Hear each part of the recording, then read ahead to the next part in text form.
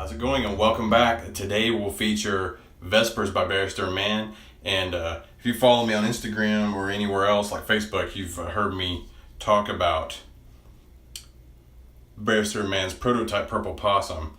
Now this is version 7. I got to try out version 7 of this new soap base that Will's been developing over the past few months.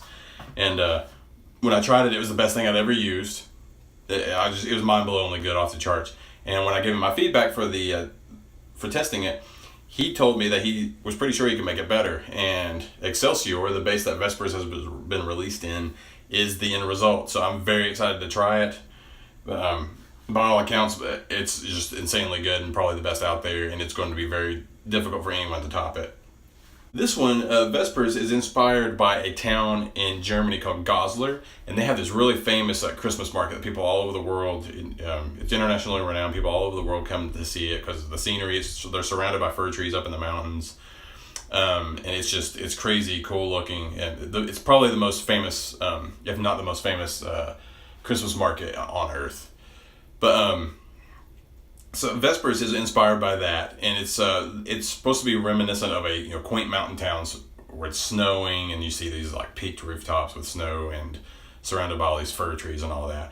And fun fact, the place was a historic meeting place for Lower Saxony, and because of that, one of the sense notes is their version of their recreation of Mousse de Saxe, which they've used in Baudelaire, which was released a couple of years back, and their regular offering Lavanel.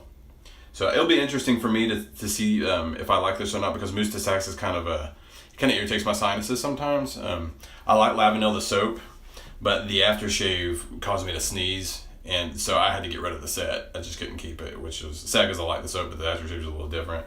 I'll just be trying the soap today, so hopefully it doesn't bother my sinuses and all that, and I won't start sneezing during the review. But very excited to lather this up and give this a good review, so here it goes.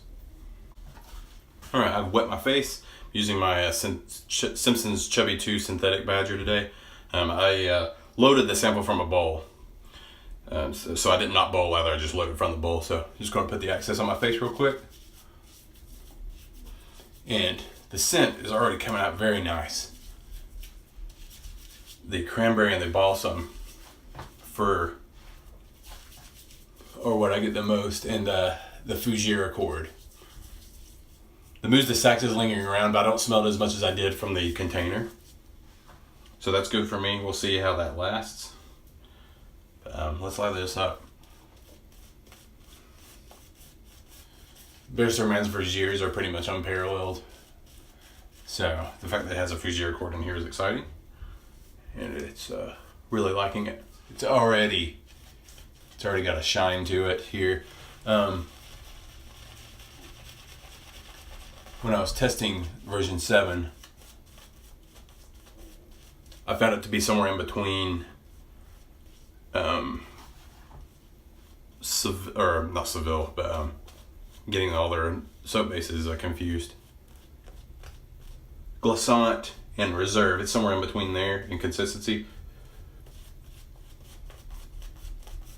It's more of a mid construct. I wouldn't call it high construct or low construct. It's somewhere in between. Very glossy, very easy to lather. Probably the easiest Barrister and Mann soap to lather, aside from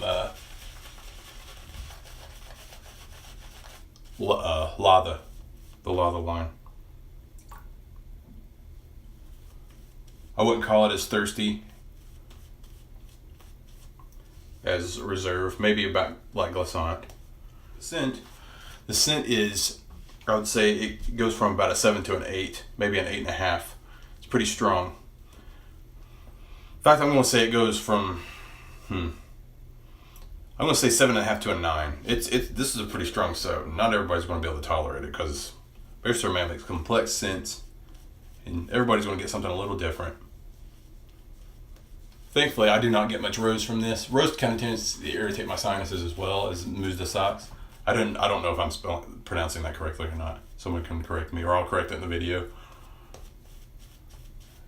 But I'm not getting that. I get pretty heavy cranberry out of the container, and that brightens up with the fur. And it is very nice. And while I'm talking about the scent, I'll just go ahead and give you the scent notes. It's a pretty long list. the aforementioned cranberry and rose. There's sandalwood, which I don't smell. There's the Fujiira cord and the patchouli. I think I get a little bit of the earthiness of the patchouli in there. That kind of grounds it. There's geranium and cardamom, which I don't get at all. Balsam fir, the aforementioned mousse de Saxe, and bergamot. You're hard pressed to find a Barrister and Mann soap that doesn't have bergamot in it. I mean, he uses it in just about everything. It's almost always a given. But this is the type of scent I think will linger around on you, whether or not you have the matching aftershave. Here, we'll do the first pass, and then we'll talk about the performance.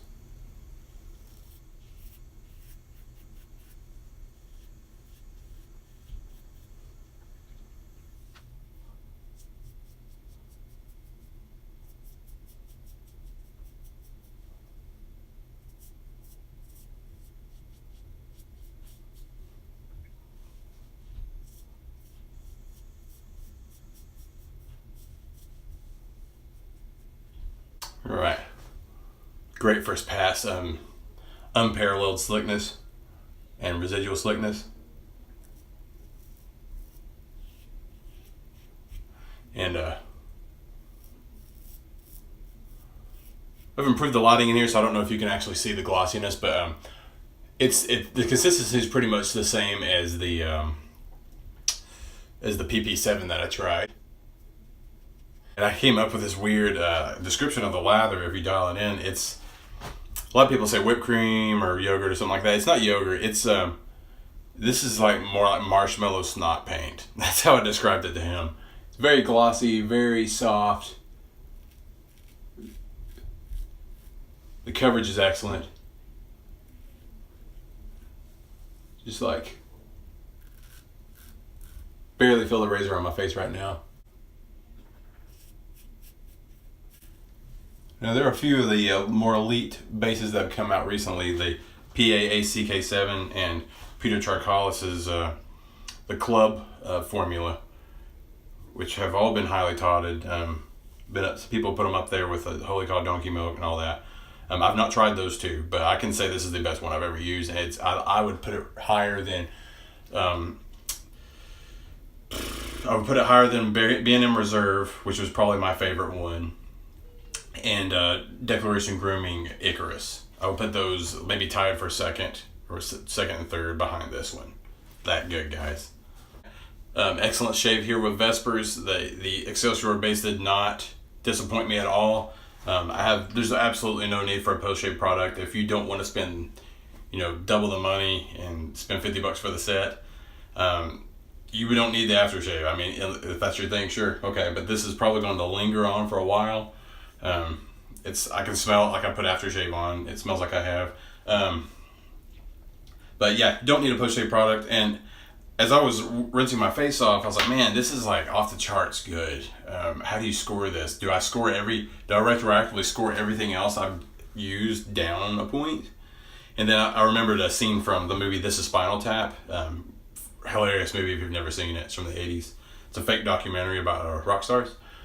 But one of the frontmen was showing off his amplifier to his interviewer, and he was talking about how they go up to 11. And so the interviewer says, "Why not make 10 louder?"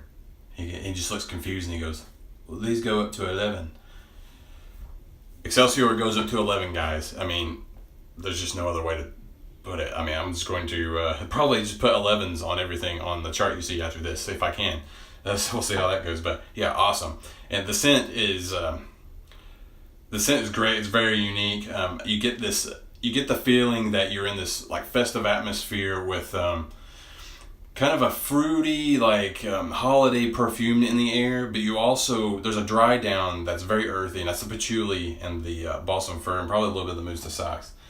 And so that's very much present. It's on my shirt too, so I smell it very strong. There's an earthiness there, but also a brightness. So there's like this bright, positive energy with the darkness of winter around. So well done. Maybe it might not hurt to add menthol to this next time, just a little bit, or have the option, because it's evoking the image of a snowy town. So a little bit of menthol might not hurt this, or maybe to add some yourself. I may add some to it and see how that goes. I don't know. That sounds pretty awesome to me. But anyway, so nothing bad to say about this at all. That's great stuff.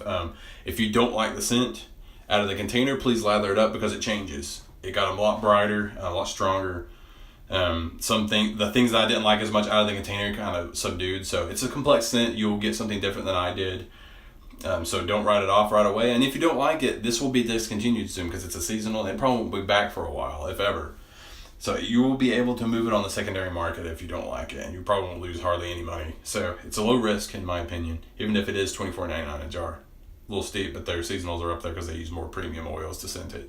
So yeah, can't say anything bad about it. So speaking of which, if you like the video, please like and subscribe if you have not. And if you have used this, please tell me about it in the comments. I would love to hear your thoughts on Excelsior and the scent in general. And so I will see you next time. Shouted out anesthetized, castration on